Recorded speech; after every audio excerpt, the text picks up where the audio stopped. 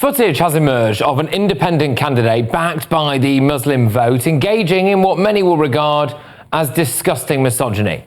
Ahmed Yaqub is running in the Birmingham Ladywood seat. He's a solicitor as well, who was described on his company's website as a pillar of unwavering dedication and unparalleled legal acumen, and one of the UK's leading legal minds. But earlier this year, he appeared on the Minted Minds podcast hosted by the Birmingham-based entrepreneur Abdul Zaman. Here is Yaqub saying stuff like this. 70% of hell is going to be women. Yeah.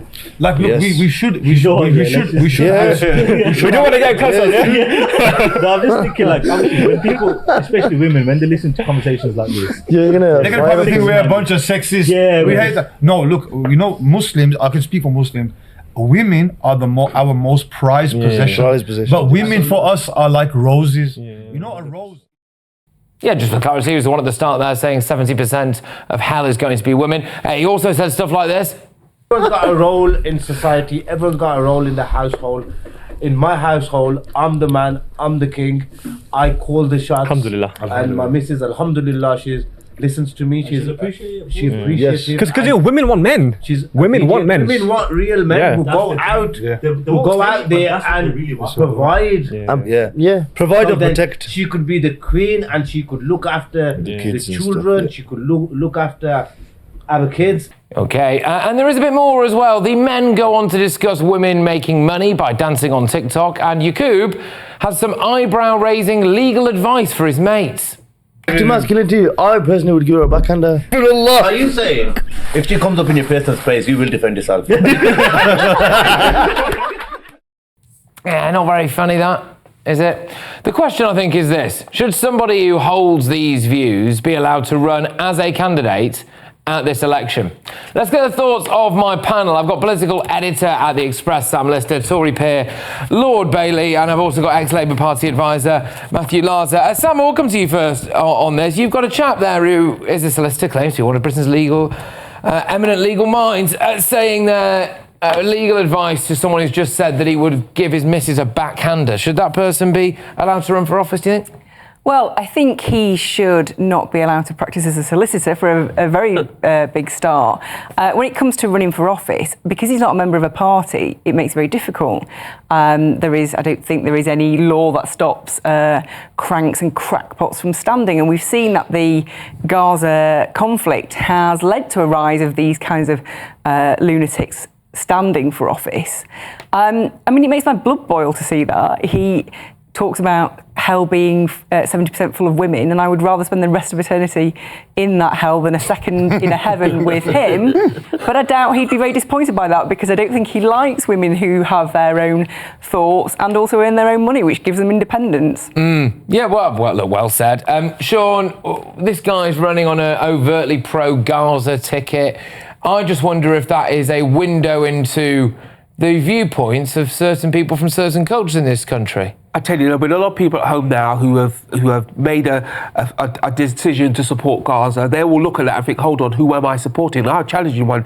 To support the Palestinian people, absolutely, but to support people like that, who are leading on that support, it's a question that you might need to ask yourself.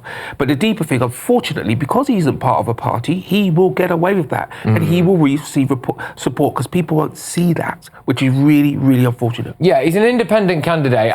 Is there actually anything that could be done to stop somebody running? Although I suppose the flip side of it, Matthew, is now he is running and there's a bit more scrutiny on him. These views get exposed. There's a light that gets shone. Absolutely. Yeah. I think that's the key thing. Thank goodness that this the footage has been released and the transcript is available. So now it is on it's on voters in this Birmingham constituency to do the right thing. And obviously, understandably, a lot of them are angry about Gaza, particularly concerned to the Muslim community. But if this is the candidate that's asking for their trust, I hope that they realise that electing this buffoon, is worse than a buffoon, is a rather horrible, nasty individual, is not going to do anything at all for the people of Gaza. And he needs to be held to the same standards that he would do if he's in a party. Final point for me is is the Muslim vote. It's not a party, but it is a campaign. Let's hope they disown him now.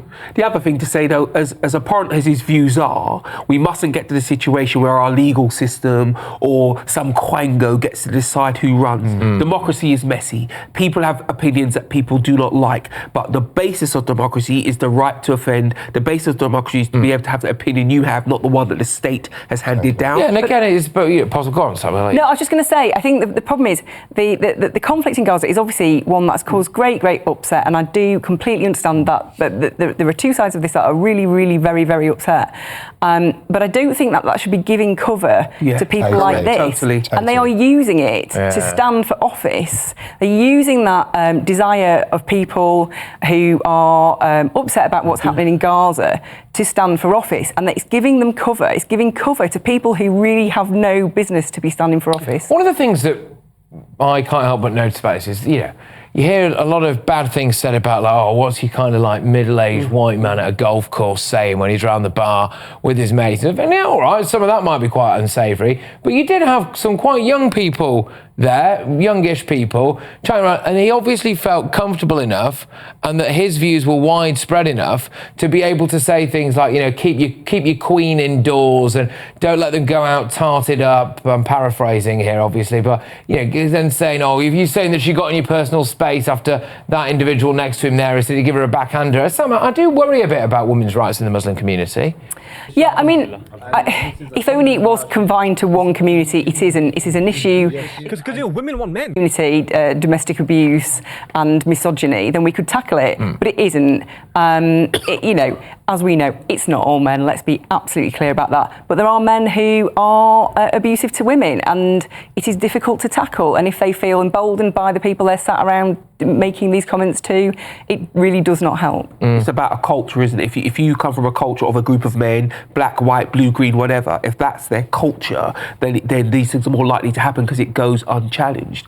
But the wider thing is, we are now seeing our politics atomize, and you're getting new players in. Are those new players being held to the same standards that everybody else? Because imagine for a second, just 1 second, that was a Conservative MP. The Greens, the Lib Dem and Labour would be all over the place. But because of the issue he's defending or campaigning on and who he is, people do not feel like they can challenge. We've seen that with the Greens, actually. Is that not a point, Matthew, that certain people who have, certain political views or are standing on certain issues or are from a certain demographic potentially get away with more? Absolutely. Well, I think it's very important that anybody who calls themselves on the left, who calls themselves a progressive, doesn't touch this guy with a barge pole. I mean, in 1964, there was a Tory guy down the road in the West Midlands when immigration was a big issue, had the notorious slogan, if you want to, I'm not going to use the word for a neighbour, vote Labour. He did win, and he was treated as a pariah when he arrived at the House of Commons by all sides. And if this, perchance, if you're in the worst case scenario, this guy gets elected, he needs to be given the cold shoulder by everybody at Westminster. Okay. We have approached Ahmed Yaqub for a statement about his comments, and we have previously invited him on the show in the past as well, but we haven't received a reply from him today. The candidates standing for election in Birmingham Ladywood are as follows: Zoe Chandler, who's the Green Party, Lee Dargue of the Liberal Democrats, Shabana Mahmood, Labour, Shazna Muzamil, who's a Conservative, and Ahmed Yaqub, who's the Independent, and Irene Young Henry of Reform UK.